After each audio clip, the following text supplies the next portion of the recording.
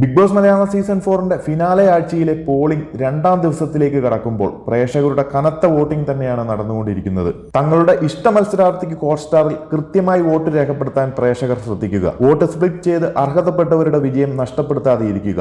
ഇന്ന് രാവിലെ 9:30 വരെയുള്ള വോട്ടിംഗ് റിസൾട്ടാണ് ഓഷ്യാനിക് മീഡിയ പുറത്തുവിടുന്നത്.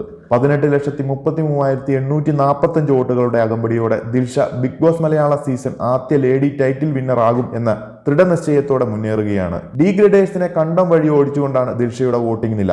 16,73,581 വോട്ടുകളുമായി ബ്ലസ്ലി രണ്ടാം സ്ഥാനത്ത് ശക്തമായ മുന്നേറ്റം നടത്തുകയാണ്. വോട്ടുകളിൽ ഒരു ഇടിവ് സംഭവിച്ചെങ്കിലും കുറച്ചു മണിക്കൂറുകളായി ശക്തമായ പോളിംഗ് തന്നെയാണ് ബ്ലസ്ലിക്ക് കിട്ടിക്കൊണ്ടിരിക്കുന്നത്. അടുത്തത് 14,88,688 വോട്ടുകളുമായി റിയാസ് മൂന്നാം സ്ഥാനത്ത് തുടരുകയാണ്. വോട്ടുകളിൽ നല്ലൊരു ഇടിവാണ് കഴിഞ്ഞ മണിക്കൂറുകളിൽ കാണാൻ സാധിക്കുന്നത് റിയാസിന്. എന്നിരുന്നാലും ഏത് നിമിഷവും എന്ത് അട്ടിമറികളും സംഭവിക്കാം. 11,58,378 വോട്ടുകളുമായി ലക്ഷ്മി പ്രിയ നാലാം സ്ഥാനവുമായി തൃപ്തിപ്പെടേണ്ട അവസ്ഥയാണ്. ഈ ഒരാഴ്ച ലക്ഷ്മി പ്രിയയ്ക്കൊന്നും കാര്യമായ റോളൊന്നും വോട്ടിംഗിൽ ഇല്ല എന്ന രീതിയിലാണ് പോക്ക്.